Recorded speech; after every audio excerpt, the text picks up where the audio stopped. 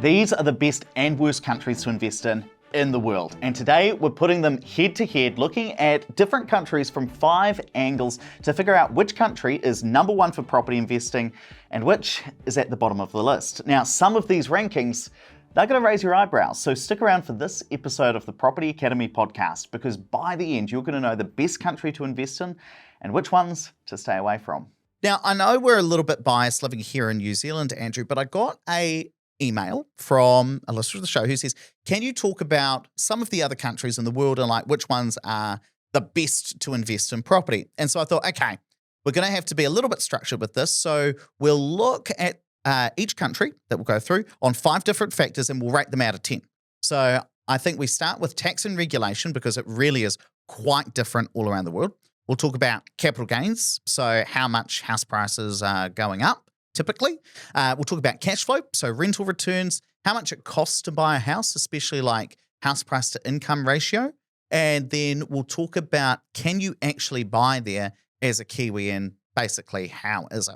So let's rip straight into it. I want to talk about United States. And I know that you've been digging into the research. Yeah, and actually I've got some friends that live in the States, and there've been times that I've considered investing there under their name with them. Now I haven't done it yet. I like how you're that already— sounds very dodgy. No. They can invest. They just needed some seed capital to start buying up properties. But also then every time I think about it, I think about people that are smarter than me, like Matthew Gilligan, who I remember almost took a bath investing in the United States. So tax and regulation, we've scored them a 3 out of 10. So over there are significant capital gains tax. So you have to pay up to 20% capital gains tax. And again, I remember in Matthew Gilligan's book, Property 101, he said that the effective tax rate can be up to 40%. So it is high. And then there's this weird thing where if you live in New Zealand and you sell a property in the States, then the buyer sends 15% of the sales price to the IRS. So you sell your property for simple numbers, $1 million. They're sending 150 grand to the IRS, which they then hold to cover any of your taxes before releasing it out to you. So it's a very odd way of doing business. It's quite a clever way of doing it though, because you can imagine if I live overseas and I sell a property and I get the money, really hard for the United States government to come after that money if I'm overseas at that stage. So it's crafty. It's good. Okay, 3 out of 10 for tax. What about house price growth? 6 out of 10. So the average price in the United States increased by 44.3% since 2015, and in some measures up to kind of 80%. So it is lower than other countries. I always had this misconception that it was really, really low, like a couple of percent per year on average, but actually that's not the case. And I do agree that obviously the United States is so big that probably some places will be significant, some places will be lower. From a cash flow perspective, this is one that really scores quite high. So 8 out of 10. So the average yield in the United States is 6.7%. because they have some really, really cheap properties. The other thing to add to that is over there, you can get a mortgage and you can fix the interest rate for a really long time, like 30 years. So I know when my friends and I were talking about it, they were talking about properties around kind of 300 grand, and you could say borrow 90%. So you need a 30K deposit, and then you could fix that interest rate at kind of lower than 5% at that stage for 30 years. I like the idea of that. But of course, you always have to remember with the States, there will be some areas like probably in LA where house prices are very, very, very expensive. The rental yields will be okay, but relatively low compared to if you're investing in the middle of like Idaho, you'd have very, very cheap house prices and much higher rental yields.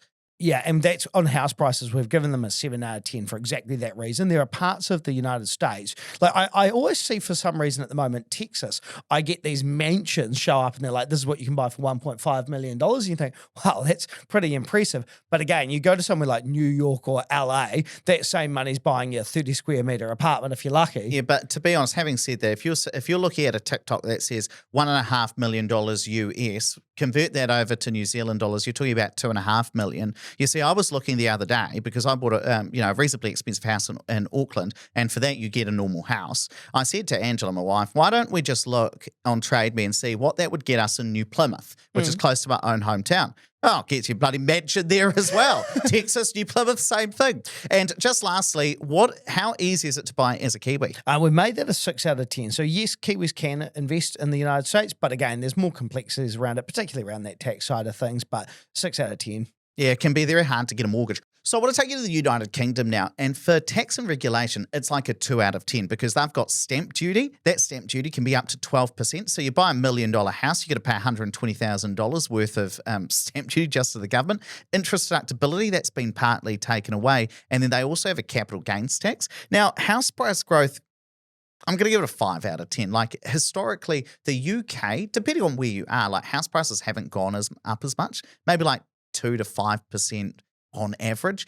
For cash flow, their yields are actually much better than over here in New Zealand. The average is kind of around 5.6% from some of the research that I've done. So higher than what you'd get over here and even over in Australia, which is kind of like 4%.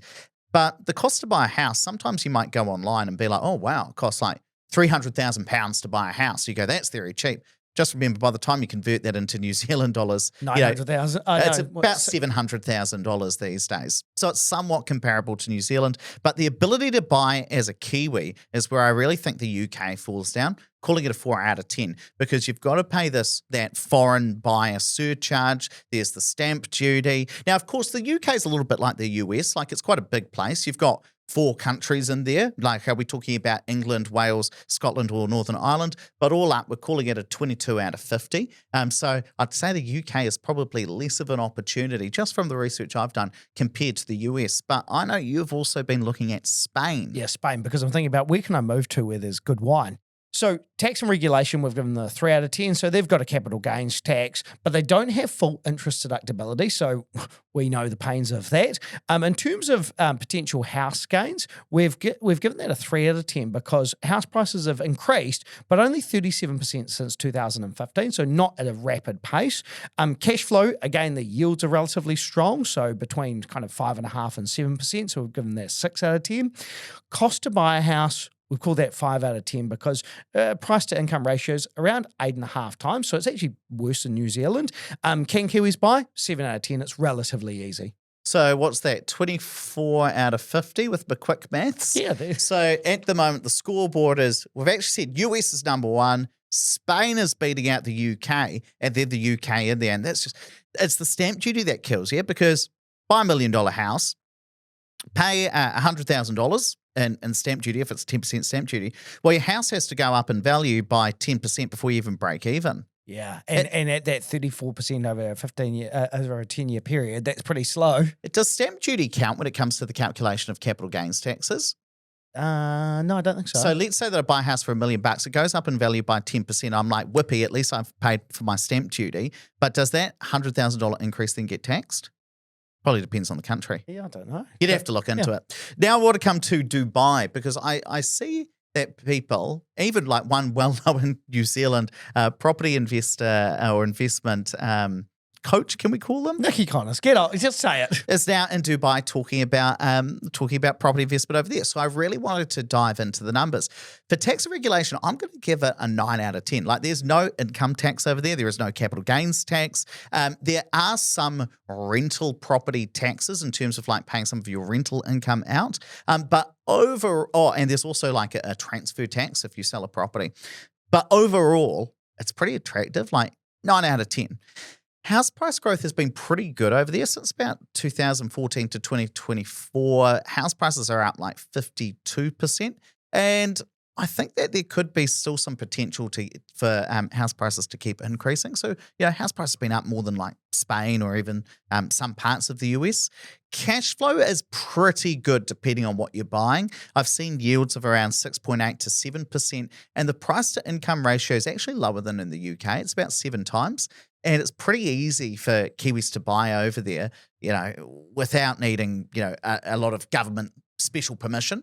So I'm going to call that an 8 out of 10 and all up 34 out of 50. That's pretty high. Australia next. So tax and regulation, 4 out of 10. So I've got friends that have lived in Australia and then come back here and then they'll sell their property that's then become a rental but got hit with quite hefty taxes as a result of now being an overseas investor, even though that was their own home and one of them was as Australian. There's stamp duty, capital gains tax, foreign buyers tax. One positive they have is that they don't ring fence their losses like we do here in New Zealand. So you can get the benefit of your losses on your rental property offsetting your personal income. So that's positive. So that's what they call negative gearing over there. Yeah. So 4 out of 10. house price growth, it's been pretty strong. So 64% since 2015, particularly in like areas like Sydney and Melbourne, really strong growth. So we've given that an 8 out of 10.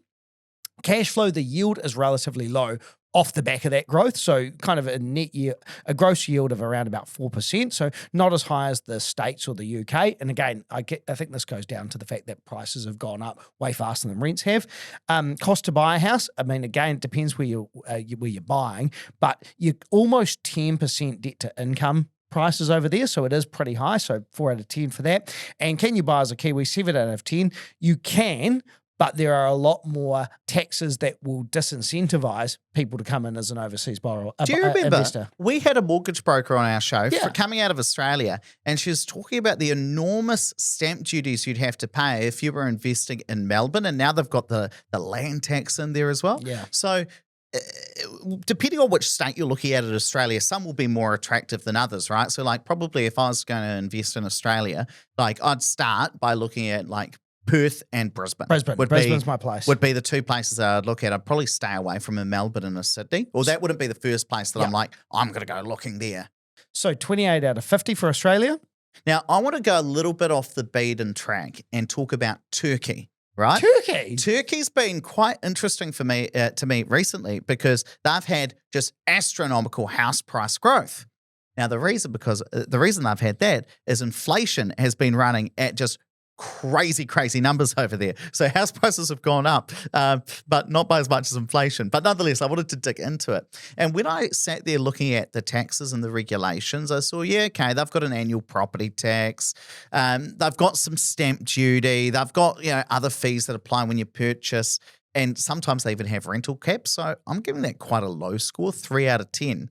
Now, even though I just said that house prices have gone up astronomically over there, I'm only giving it a 1 out of 10. Why? And the reason is because even though we've seen, 31 to 39% increases in house prices per year. That's mental.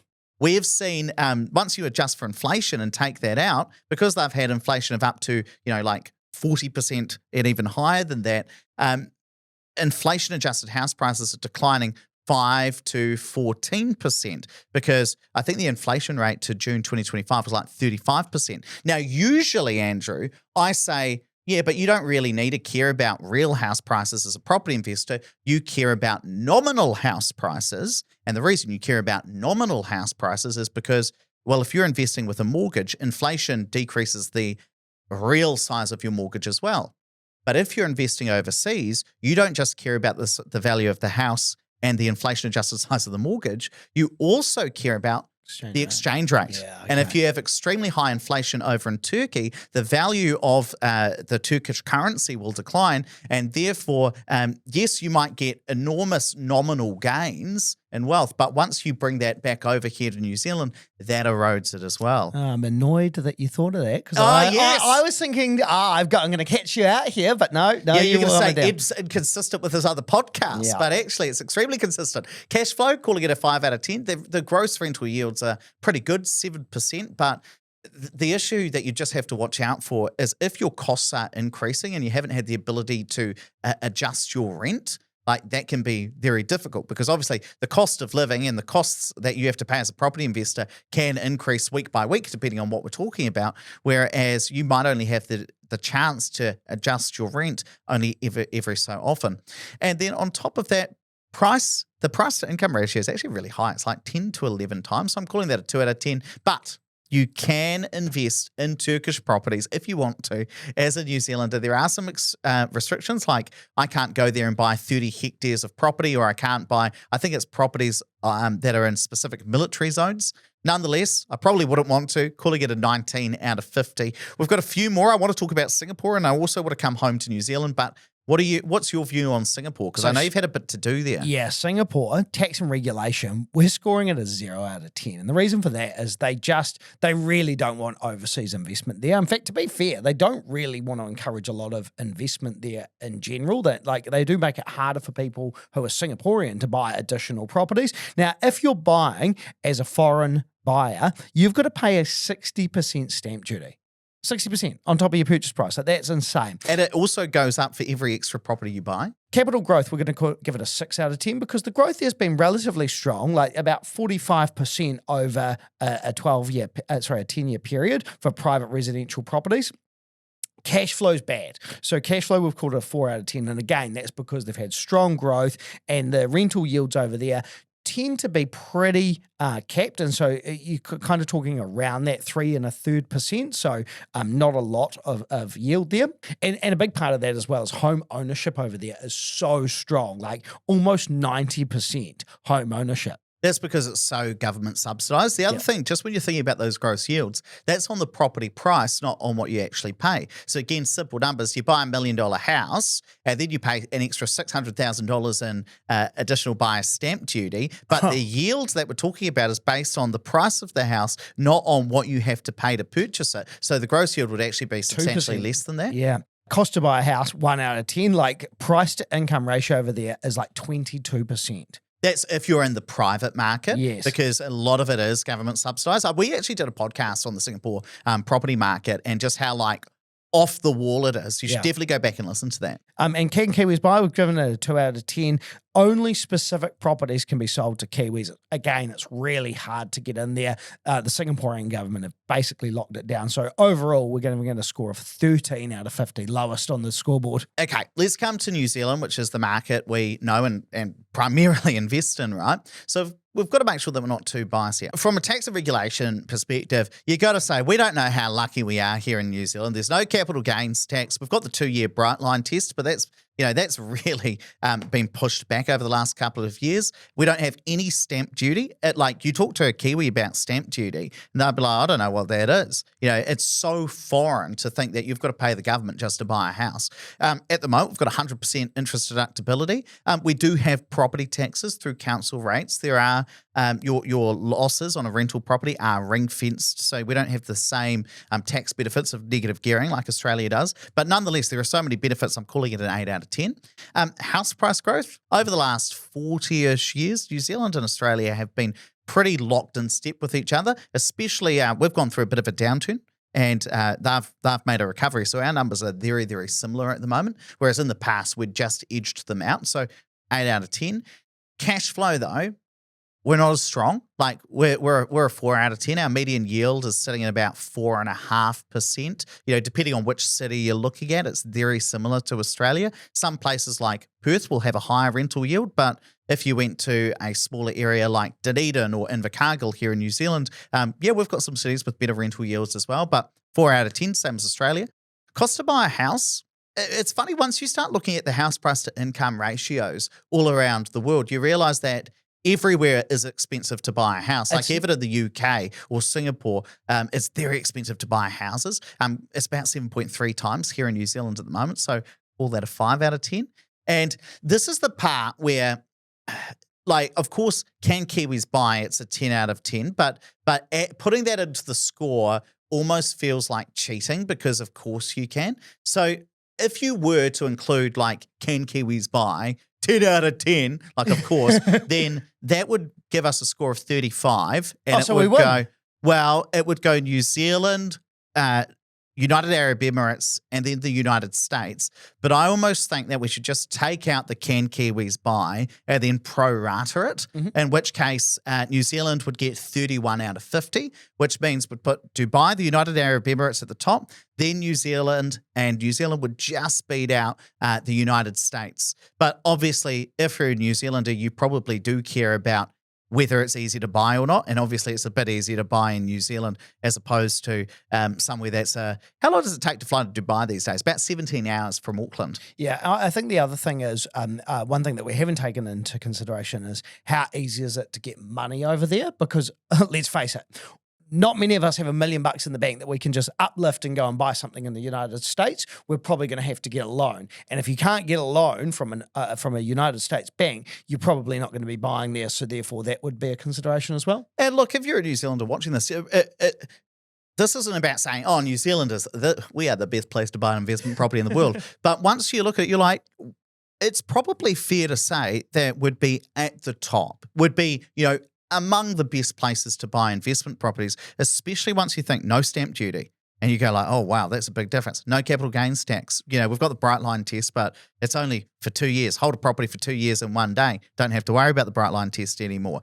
We don't have rental caps over here. You know, there are so many tax and regulation benefits for investing in New Zealand. And it's funny, I mean, well, this is a property show, but I'm about to talk about restaurants.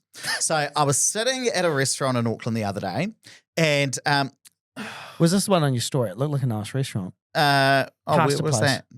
Oh, no. It's not on my Instagram. I don't post on Instagram. Angela does that. Anyway, so Angela's a bit strange, my wife. She gets up and she goes over and there's this guy sitting here. She's like, I feel like I know you.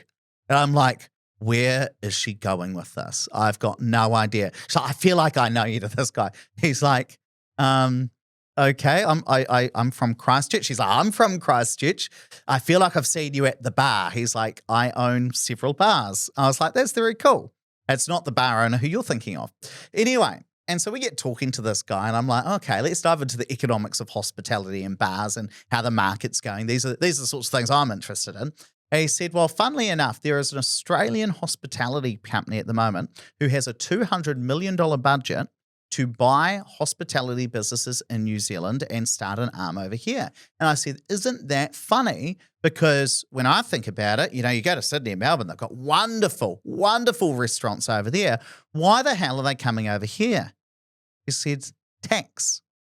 Much better, much lower tax rates for these business owners compared to if they were doing it over in Australia. And so you do start to realize that sometimes maybe we don't know how lucky we are when it comes to the regulation side, especially over here in New Zealand. Like it's pretty set up. It's set up quite well for people to invest in New Zealand. And that can only be a good thing if you're looking to grow your wealth and take advantage of those rules. Now, knowing the right country to invest in, that's important. But if you pick the wrong investment, you can still lose. So make sure you watch this next video to learn the 7 worst types of properties that you can buy in 2025.